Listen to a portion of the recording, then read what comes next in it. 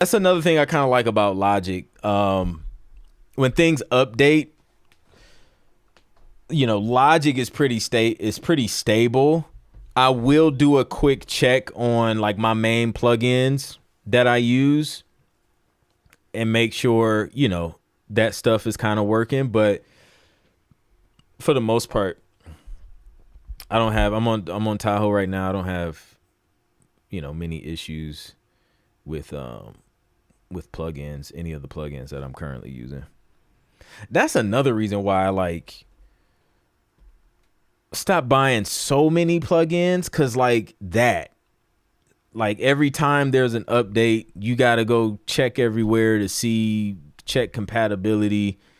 And I was just like, yeah, let me just find a core bunch of plugins that I use, and then, you know,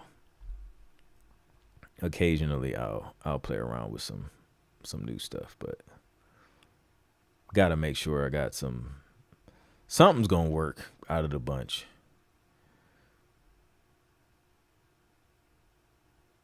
I'm still on 11 and I can access the legacy stuff from the main menu. There's an option to download all sounds or something. Don't forget about Reason. In my opinion, Reason has always had the best. Oh yeah, we can't forget about Reason in terms of stock sounds. Yeah, so I started using Logic at like the exact same time I started using Reason. I was kind of learning them side by side, two completely different situations, but I thought Reason was really, really cool because once I seen somebody flip the racks and the chorus started swinging, I was like, oh, this is fire. Like nothing, I've seen nothing like this. So Reason is super unique with that setup. But yeah, Reason, the possibilities are endless in terms of sound design there.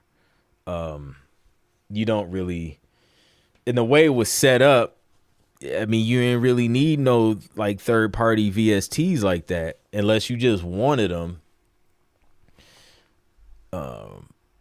So they kept the legacy mastering chains though. I still refer to the Ballad Master wide chain. It was my favorite of mine. Yes, bro. Like that was the mastering chains have always been a lifesaver for me. Like, in mixing and mastering my own music, I've always done it using one of those Logic presets until I started kind of putting my own plugins and stuff in there. But I would put my own plugins in there based off of the template, until I kind of got comfortable with what I had on my master chain. But man, that, and then the AI mastering plugin now, it can do it. It can get the job done. I feel like I'm always at least one behind. Yeah. I usually won't update it unless there's like a feature that I really, really want, or there's something happening to where my devices aren't communicating anymore. Like iPhone, iPad, something like if AirDrop goes down, we got to figure it out. We got to get it back up because that AirDrop, I live off of AirDrop. I need AirDrop. It's got to work. It's got to work flawlessly.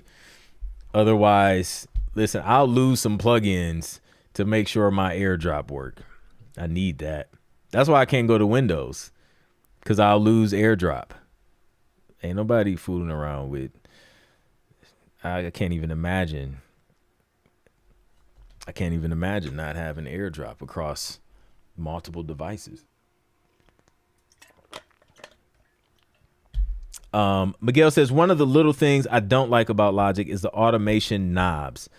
They ain't as customizable or precise as other DAWs, and also the EQ. I wish we could choose what kind of node we want. Yeah. I haven't even used the knobs, the automation knobs. You're talking about the, like, when you can pull them up on the bottom half of the screen. I need to clear some space on my phone and update the iOS because Logic Remote doesn't support iOS 18 anymore. There you go. Yep. Logic Remote. I use that from time to time. I use it on my iPad. That comes in handy. Because then you know you can do some cool stuff with the mixing.